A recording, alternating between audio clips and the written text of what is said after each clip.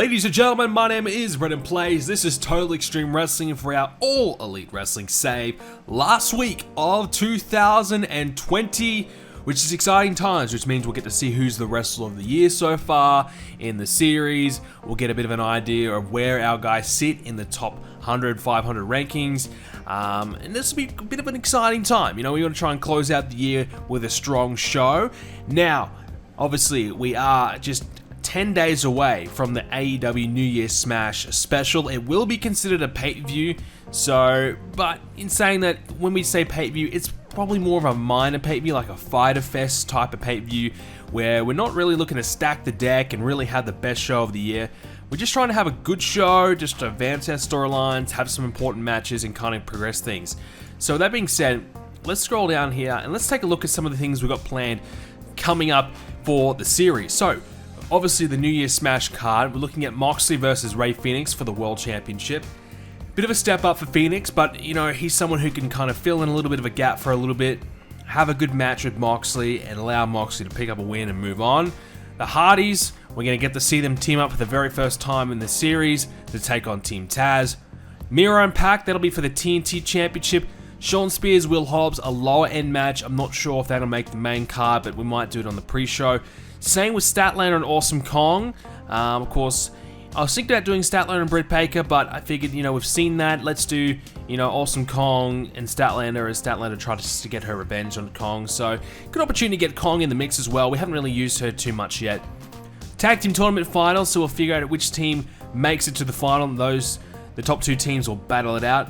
You know, I thought about the Inner Circle and the Young Bucks, but I think what I'm going to do is I'm going to hold off on that match until Revolution.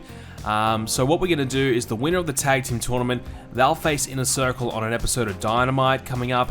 We'll do a few week build towards that match, and then after the Inner Circle most likely win that match, then we'll go full head and steam for Bucks versus Inner Circle. That'll give us a good probably 6 to 8 weeks of build or so for that feud, which will be quite good. You know, I was thinking as well of adding an extra match of the Dark Order, kind of having an I call it an inter-cult match. What I mean by that is, we don't have a leader for the Dark Order anymore. Who's going to lead this squad? Who's going to really step up and kind of run the show?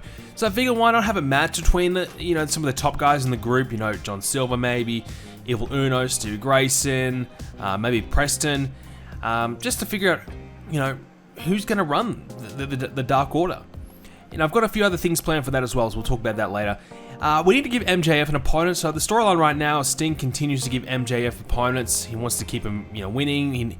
MJF has to prove himself. So I was thinking maybe we give him a bit of a step up and for an opponent, a really good opponent potentially. You know, obviously Darby Allin would be the right choice. You know, at the moment, who's available, who's one of our top guys. Darby Allin would be a good pick. I'm just kind of worried, should I pull the trigger on that now, or do we save that by our sleeve? But I think Darby and MJF would have a nice match on the middle of the card, so we probably might go with that one. Matt Sydal was another option. Matt Cardona, not really. His contract is pretty much expiring very, very soon, so I'm not really too keen on using him in a high-profile match. And then I'm thinking as well, maybe we'll have Adam Page do a big promo on Kenny Omega, kind of calling him out for a rematch. And then we'll probably look to do Page and Omega in a rematch at some point on Dynamite. And then when we shift over to Revolution, our big match we've got planned for Revolution is Kenny Omega versus Cody Rhodes. I still don't know who Moxley's going to face. I really don't know. I'm thinking maybe at this point it might be a multi-man match. At the moment with Moxley, I'm really, we've kind of stuck for a top-level opponents. And, we've got, Kenny's in the mix with the Elite. He was probably the guy that we're going to put the championship on soon. So it hasn't quite worked out that way. MJF, we gave him a small little run. Maybe once he beats Sting, he can move back and go after Moxley again. So we are looking to do MJF and Sting in some sort of cinematic match. I haven't done a cinematic match yet, so I have to figure out, what's exactly, how exactly you do it, and if it's going to work well. So I'll look into that, but at the moment that's something we're floating around. Bucks versus the Inner Circle, so yeah, I decided we'll do that on Revolution. Thunder Rosa versus Britt Baker, so we've got Thunder in a rival at the moment with bad reputation. So once she beats them, we might shift it over to Baker versus Thunder. TNT title match, I have no idea who'll be champion by then. I don't know who's going to win Miro versus Park. I haven't decided yet. We might want to do that pretty soon, but I haven't decided who's going to win that yet. So I'll leave that open. But what I'm thinking at New Year's Smash is Lance Archer might get himself involved somehow. Maybe we do a three-way. I just don't know if that three-way will happen at Revolution or maybe happens on Dynamite a little bit before that. I'd say it might do Dynamite. And then the big tag match is going to be the Hardys versus FTR. I'm really looking forward to that match. And we're going to kick off that rivalry very soon as well. So some good stuff planned there. We're going to probably add a couple more matches to Revolution at least. New Year's Smash looks to be pretty loaded at this point. We just have to kind of figure out the ins and outs of it. Who's going to be in the finals? Who's going to, participate against Dark Order match, if we're going to do that at all. So, and a few of those matches, as I said, could be in the pre-show. So we might have to extend some of the top level matches, or maybe take a risk and add them onto the main show. Some of those lower matches, I don't know. But nonetheless, we're coming off a pretty good episode of Dynamite, a 71 rated. An episode where Jeff Hardy made his debut. We also had the Young Bucks beating Proud and Powerful in the main event. Circle Young Bucks kind of, teasing a match up here. So this rivalry will have some build up towards it, and eventually it will happen. But as I said, we're going to have a few roadblocks in between, which I think is a good way to go about a rivalry, especially if you've got to stretch it out to the end of February.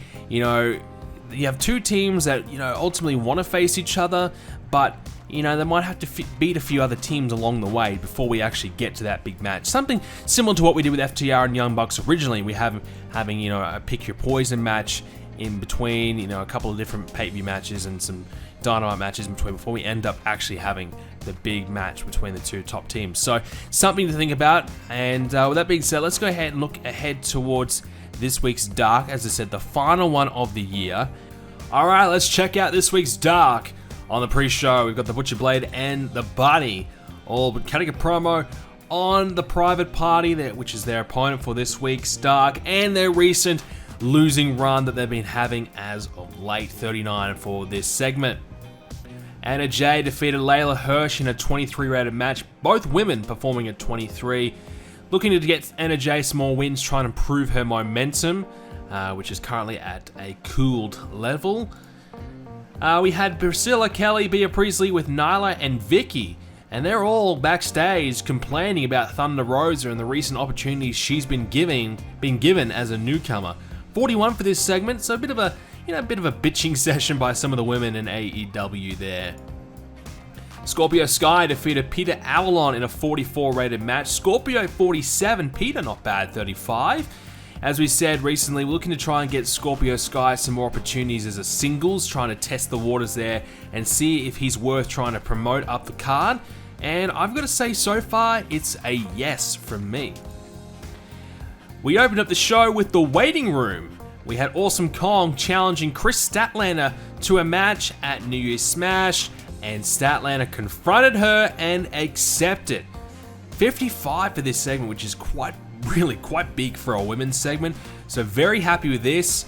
I realize we're probably going to move along this storyline a little bit. We've kind of, they've had a recent attack on Statlander to try and send a message, things like that, but a chance for Statlander to kind of hit back here in this one and confront Awesome Kong and Britt Baker.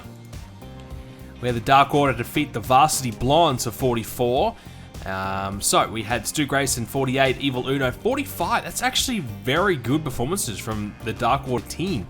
Brian Pillman Jr. 35, he was excellent. Griff Garrison's not quite there yet, 23. So quite honestly, that's really good from the Dark Order. I haven't really used them as a good tag team because they've struggled to get those performances going. But here they were quite good. I feel like now they've got that bit of a popularity jolt, things are working quite well. Anna Jay's now been managing them as well, and Anna Jay and Stu Grayson have great chemistry together as well, which kind of makes a lot of sense. They do a lot of the the BTE bits as well, so that kind of makes a lot of sense, and I'm really happy that's working out. So that should try and enhance the Dark Order a little bit as a group. Dasha is backstage with Powerhouse Will Hobbs, who is cutting a promo on Sean Spears for 37. Yeah, flipping the script a little bit here, usually we don't have Will Hobbs speak too much, but I figured why not give him a chance to cut a promo. 37's not too bad. It did lose a bit of storyline heat, but good for Will Hobbs' progression anyways. Speaking of promos, Team Taz cut a promo, and they discussed their game plan for the Hardys. So they've been a little bit off-put a little bit by the fact that the Hardys are now here. So they're cutting a promo there just to try and discuss how they're going to go ahead and defeat the Hardys. 54, not a great one, I suppose. We could have done a little bit better. I did have Ricky Starks talking in this segment. Maybe we should have left him out, but look, he's not going to get any better if he's not participating in these segments, and we've got huge hopes for Ricky Starks, so I figured let's get him involved. It didn't maybe pay off, but that's okay. Butcher and Blade took on the Private Party when the Private Party defeated the Butcher again. It was a quick roll-up, shock win, easy win in the end. Butcher and Blade just keep on losing. They are just down to the dumps. And Private Party get them again. So they recently had a rivalry, these two teams, as we know. And they meet in the final match for themselves in the tournament. So they're both done. Private Party they hadn't had a win yet. Butcher and Blade hasn't won a match. So both teams winless. And in the end, the Private Party get that one elusive win. Main event was Wardlow versus Joey Janella. I haven't really used Wardlow too much in an in-ring capacity. I'm looking to try and get him in there a little bit more. And he had a 44 rated match. Wardlow 47, Joey 42. We tried for a wild brawl here, simply because both guys are pretty good at brawling. So I figured, let's give that a chance. Didn't quite work out because of the previous match, bringing the crowd down a little bit, unfortunately. So maybe this match could have been close to 50, but yeah, maybe it was never going to get there. Last segment on the show, we had to finish strong. MJF was on commentary for the segment before. Well, he comes in the ring, Wardlow standing there with him, and MJF says that he and Wardlow are being held back by management and something must change. So, clearly a promo directed at Sting. He's sick and tired of, things not coming his way. He's doing everything right, he's beating everyone, he's doing what he's going to do. Wardlow's beating everyone now as well, but yet still nothing coming his way. Well, I got to say that promo probably helped the show quite a lot. We got a 47 in the end. All right, Dynamite is all ready to go. Let's take a look. We're going to open up the pre-show with FTR cutting a promo saying that they are ready to make a big statement when the time is right. 55 for that one. Not too bad from these two. We haven't used FTR for about a month, I believe, so I figured it's time to get them back on TV, or at least back doing something, whether it's pre-show or main show, doesn't really matter. So we gave them the match as well. They took on Joey Janella and Sonny Kiss for a 61, Cash 69, Dax 66, Joey 49, Sonny Kiss 25. Obviously, FTR picks up the win. Pretty good match though, not bad at all. Brandy Rhodes defeated Leva Bates for 37, Brandy 41, Leva 26. Brandy somehow got her popularity to about 41, maybe even 42, so I think she still is legitimately our most popular woman on the roster. So we got to probably start using her a little bit more, just out of principle. She's the most popular, well, we got to do something with her, I suppose. So just testing the waters, still seeing where she is at as her in-ring performer. I don't know what to really do with her. I feel like she's someone who needs someone by her side, but I don't want to go down that road because it's been pretty nasty in the past with, I can't even remember, the Nightmare Collective or whatever. I don't even want to remember what that stupid group was called. So, yeah, 37 for that one. Okay, we opened up the show with the Hardys cutting a promo discussing their reunion. So, talking about coming back together as a team, teaming up one more time together here in AEW, trying to finish their career on a high, when Taz interrupted and said, look, I do not want to see this shit in AEW. And probably would have said that word for word, I would say. I don't want to see this in AEW. Brian Cage, Ricky Starks, and myself, we're going to do everything we can to destroy it at New Year's Smash. So we pretty much announced that match will take place. The Hardys' first match back together will happen at New Year's Smash for 69, that promo. Not too bad, improving the storyline heat. Obviously, the Hardys aren't great promo guys. Matt's not too bad. Jeff, not his strength. And, Team Taz lacking a bit of popularity. So this was never going to be those 80s or 90s segments, but these are pretty good. 69, still pretty solid. Alright, SCU took on the Private Party as a part of the Championship Tournament. Now, I actually thought Private Party were done. Turns out they had one more match. And I figured we haven't really done too many upset wins in this tournament, so we went for it. Private Party defeated SCU. So Mark Quinn picked up the win and submitted Christopher Daniels. So I figured, look, it's time to do something. Let's give Private Party a bit of a win. They're lacking popularity. SCU, Daniels is 49. He's on his way out. What better way to put over a good young tag team and try and really improve them up the rankings? So that gives Private Party 2 wins. SCU is currently at 2 wins. We'll show the full results of the tournament in a moment. But Isaiah 48, Mark Quinn 40, who was off his game. Daniels 58 and Kazarian 53. So both teams actually worked quite well together to get a 56 rated match. And this is one of the better matches of the tournament to date. So excellent stuff. This is why Private Party, I want to push these guys because they really do get great performances despite the fact that they don't have the popularity. So hopefully they'll gain a little bit from this match. Don Callis is backstage when he's confronted by Adam Page. Adam Page says to Callis that he wants Kenny Omega to return so they can resolve their issues. 69 for this one. Obviously, Callis doesn't have the pop to really carry a big segment. Adam Page doesn't quite have the promo, so it's going to bring it down a little bit, but obviously Adam Page is the centerfold of the feud at the moment, so I want to try and keep him going and keep this going. So, Omega at the moment does not want to appear over money. He wants more money after beating Adam Page. He believes he's worth more. AEW and Cody Rhodes specifically said, we're not going to pay him. We're not going to give him any more money. And Adam Page is kind of pleading with Don Callis, to tell Kenny Omega to forget about the money for now, worry about it later, as he wants to just resolve his issues with his, now former friend. Next up, MJF defeated Kip Sabian, and that was a 63 rated match, so just a bit of a part of the whole MJF needs to keep on winning storyline. Good match though, 63, MJF 68, Kip 38.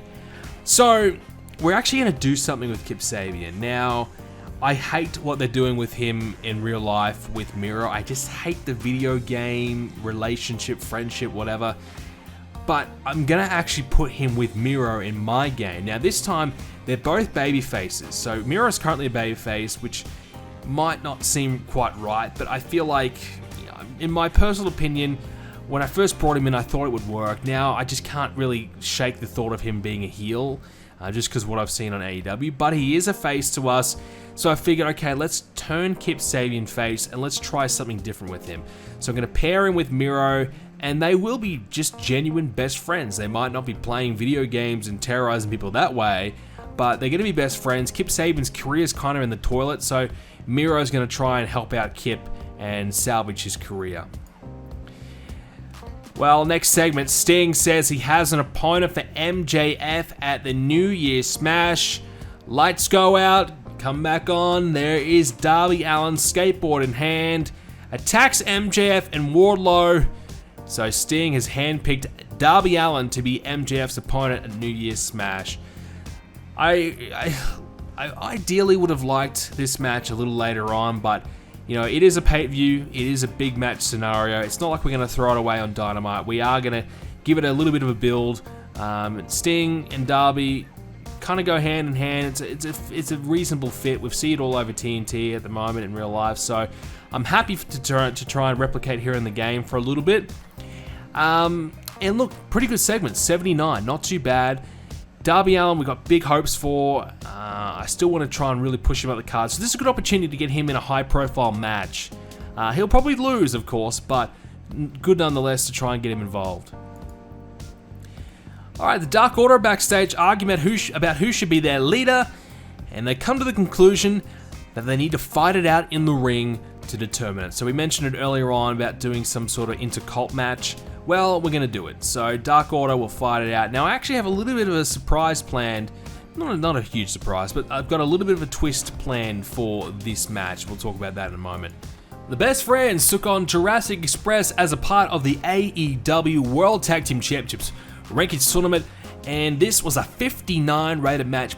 I think this could be the best match of the tournament. I'd have to double check, but very good stuff. Chuck Taylor 52, Trent 54, Luchasaurus 58, Jungle Boy 57. Both teams very good. These are probably the best two teams in the tournament for me, and this is quite possibly the match what we will see at the pay-per-view in the final. Now, the caveat in this one, yes, we gave the win to the Jurassic Express, but the Blade got himself involved. So the Butcher and Blade, they couldn't help themselves. They're just jealous of the fact that these are the top two teams. They wanted to have their say. They got themselves involved and allowed Jungle Boy to pick up the win over Chuck Taylor. So kind of what we're going here is, yes, if we have to do the rematch at some point at the pay-per-view, that it wasn't a clean, decisive win for Jurassic Express, that Best Friends at least can get something out of it and have a reason to try and beat them next time, and have a reason as to believe that they are deserving of a potential rematch. So good match nonetheless.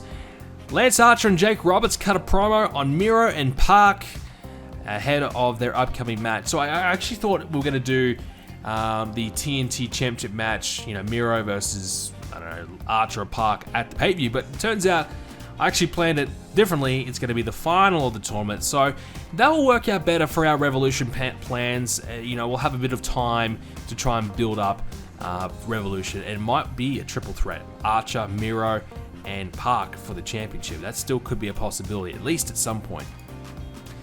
Speaking of Park, he had a win over Matt Cardona for 63. This is more like it from Park. 70 rated. I guess he just hasn't had the opponents that really get the best out of him. But thank God, finally, we see the best from Park. 70, this is what I expected him from week to week. Matt Cardona, 44. So who would have thought it would take Matt Cardona to get the best out of Park, huh? John Moxley cuts a promo on his opponent tonight, which of course will be Penta L0 for 86. Good chance to get Moxley out there, try and improve the storyline heat, and have a big promo before their upcoming match. Of course, Ray Phoenix and Moxley is going to be the big one, but Penta and Moxley, that should be a really good match itself, so I'm looking forward to seeing how that one goes. So we talked about this a second ago, Kip Sabian and Miro. So Miro was consoling Kip after his tough loss to MJF, so this is kind of where we start to get this on-screen friendship kind of happening, and slowly get Kip Sabian turning babyface. So last chance for Kip, really. If he can't quite get anything out of this, if we can't really get him going, if he doesn't start improving his performances, he might find himself on the unemployment line, or at least designated job guy for the roster, because I don't have a lot of high hopes for the guy at this point. Thunder Rosa says that regardless of the odds, whether it's 2-on-1, 3-on-1, 4-on-1, she is ready to fight, and ready to fight Bad Reputation, and in particular for 41. So good promo there from Thunder Rosa. She's cutting decent promos. She's not a great promo as we mentioned a few weeks ago, but she's done okay there. All right, main event was Moxley versus Penta for 72. Penta 56, Moxley 80. So both guys are visibly tiring towards the end. We went for a steal the show in the end. Now, I kind of was checking up on how a steal the show kind of works, and it kind of said, look, if you don't have a slow build in a match as well, it might give you a little bit better of a rating. So I was kind of playing around with a few different things, trying to see if I get a good rating here. Maybe I should have had both guys slow it down a little bit to try and preserve their stamina, but in the end, 72 for this match. Pretty good. I'm happy with that. That's a decent main event. Could have been a little bit better. I mean, Penta 56 realistically might have performed at 60, Moxley maybe 82, 83. So I don't know if we would have got a lot more out of the match if we had have corrected that issue, maybe a 74. So I'm not too fazed by that. But in the end, we had Eddie Kingston accidentally hit Pentagon, causing Moxley to pick up the win there. So Penta, lost thanks to Eddie Kingston's involvement. Ray Phoenix was ringside, so kind of, creating a little bit of an issue there in the family. So Moxley able to pick up a win and able to give us a 65 rated show. We lost popularity in 3 regions, gaining it in 9. Yeah, so we need to try and get above 67, I think, from week to week. That's kind of like, that's got to be our minimum goal. But nonetheless, we advanced a lot of storylines this week. We didn't have our best guys on the card. Moxley and Penta, yes. But apart from that, it was a lot of mid-card matches. MGF, I suppose, but it's good to see that we had some decent matches from those tag teams. I'm pretty happy with that. So we advanced some storylines, so I'm happy with that. 65 to close out the year.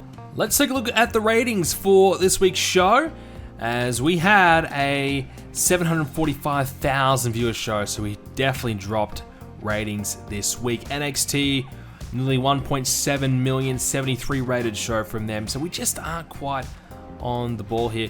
Here's the main event. Adam Cole and Keith Lee beat the Undisputed Era. There you go. So I don't know what's happening with the Undisputed Era there. A bit of a dissension between the group there. Io Shirai and Chelsea Green had the best match. Io Shirai performed at 86. Wow. 63 pop. Wow, okay. That is huge numbers from Io Shirai. Incredible. So we did have Marty Scurll now become a free agent as well. He's going to leave Ring of Honor. So he's now available to sign. You know, we could do it if we wanted to, but he's available nonetheless. I'll put him on the short list and see what's going to happen with him. But yeah, so we kind of replicated that for the real life incident. And the Big Show has left the WWE. Wow, how dare they not re-sign their greatest star, the Big Show, the greatest giant of all time, apparently. So there you go. And MJF wants to get rid of Joey Janella. Well, there you go. Who doesn't want to get rid of him? Jon Moxley has probably moved up a little bit. He's now at 75 pop in the Southeast. So he was there at one point earlier in the series. That's where he started. He dropped after losing to MJF. Good to see, though, that now he has moved up after this show. So he's back to where he was nearly, which is fantastic. And that will give us a good platform heading into the new year to really work with.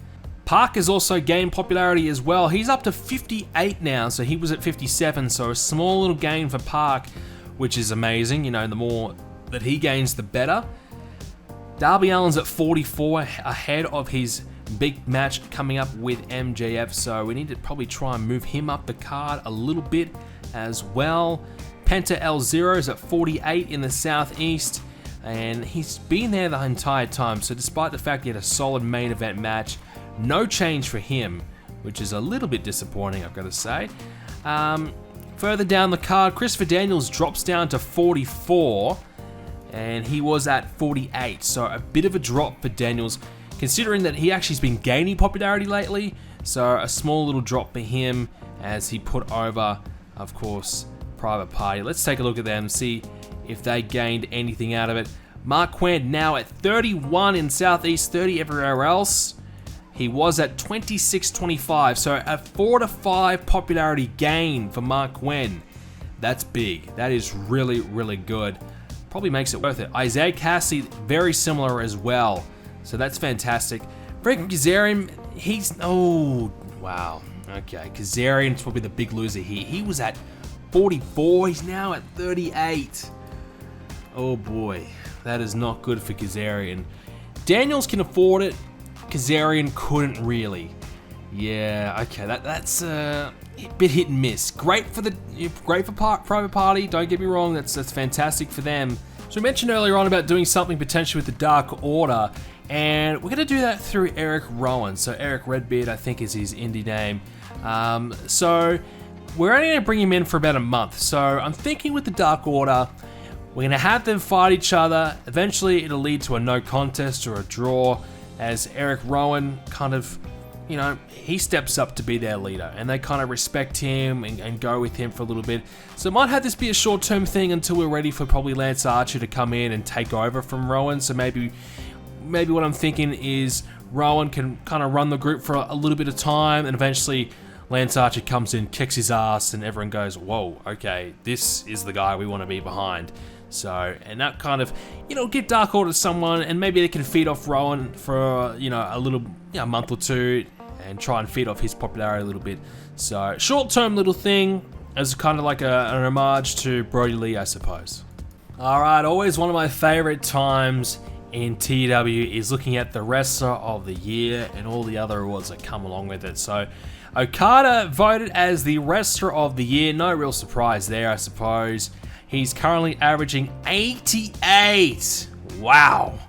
He's had two 100 rated matches and a lot of 90 pluses. Yeah, no surprise there. He has been excellent. A lot of those have been tag matches, and he has taken on Tanahashi and Ibushi like 15 times. My goodness. Let's have a look. Tanahashi, he has had 22 matches of some capacity with Tanahashi. I feel like they might be abusing that just a little bit, just a smidgen.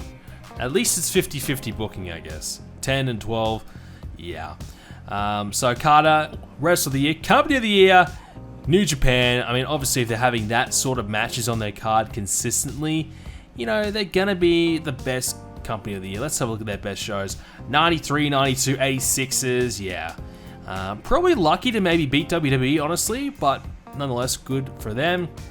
Team of the year goes to Okada and Will Ospreay. Well, we just saw why. They had a lot of great matches. Match of the year, well, you know, Tanahashi and Ibushi versus Ospreay and Okada. Looks like New Japan's going to clean up here. Show of the year was from their G1 Climax. Young Wrestler of the Year goes to L, whatever his name is. So let's have a look at his results. Averaging 77 as a 24-year-old, so he has done pretty well. Veteran of the Year, Tanahashi. Looks like we're not going to win any award here. Tanahashi's averaging 87. Pretty unlucky not to win Wrestler of the Year, by the looks of it. And he's 44, so he's still killing it. Female of the Year goes to Asuka. So WWE actually gets an award. Asuka, she is averaging 76, which is pretty good. She's got 70 pop as well, which is quite high, actually. Independent Wrestler of the Year goes to Will Ospreay. Okay, so he is averaging 86. So yeah, you abuse all those tag matches, he's bound to do good. Manager of the Year is Gato. I think that's how you say it. Announcer of the Year is Maura Ranallo, who I'm pretty sure he's now a free agent in real life, so I might have to change that to replicate that. I would love to have him in AEW. Color commentator is going to Milano Collection AT. Well, that is an interesting name, nonetheless. Ref of the Year, we didn't win anything. We won nothing. Dominic Mysterio, he's going to join WWE. I'm pretty sure he's already in the game, so I'm going to have to fix that. But he's now in WWE, so we'll change that. So we won nothing, absolutely nothing, which is a bit of a shame. Now, let's take a look at the top wrestlers of the year. So, Okada, number 1. Tanahashi, 2. Ospreay, 3. Ibushi, 4. Well, no surprise. They abused that match a million times.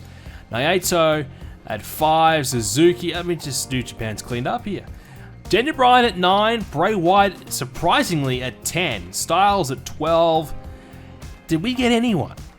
Who's our best guy? Because at the stage, we got no one. Penta, who probably realistically had most of his best matches in Mexico, is 59 for us. Jeff Hardy, we had him for one match. I'll claim it. He's at 61. He averaged 75. Omega is our best, averaging 77. A lot of his best matches again in Mexico, but I'll claim it. His best match is 86, averaging 77. 15 wins, 3 losses. Pretty good year from him. Down from number 8. It's a big drop. Jericho, 74. 13 wins, 4 losses for him, averaging 76. Moxley averaged 73 as well. So, not too bad. But again, not a lot of guys in the top rankings from AEW side of things, which is a little concerning. But, I mean, considering our best matches, what is our best match? It is an 85, and we've only hit 80 a handful of times. No real surprise, I suppose, when you think about it. We're not, producing those high quality matches consistently like the other shows are, because we actually are waiting until pay-per-views to have them, rather than spewing them out every single week. Nonetheless, we are at the beginning of the month as well. We'll take a quick little look at our finance. We lost $773,000 this month, which is one of our worst months to date. Our worker costs actually went down, our merchandise went up, sponsorship money the same, broadcast revenue not too bad, ticket sales are where they should be. I suppose not having a pay-per-view was the big downfall there. We did cut costs elsewhere though, so if we had had a pay-per-view, we probably would have lost about $500,000, which would have been our best result or thereabouts. So not too far away from getting back on track there. So yeah, not too bad. Merchandise, Jericho, Moxley, Sting, Cody, Jeff Hardy, all some of their top guys there. I'm going to guess Jeff Hardy will be very close to being number 1 next month. Maybe he might be close to Moxley. I think he could overtake him though. Miro, the Young Bucks, Kenny also in the top 10. Matt Hardy's up there as well, which is a little surprising. So there you go. That's kind of some of the results there.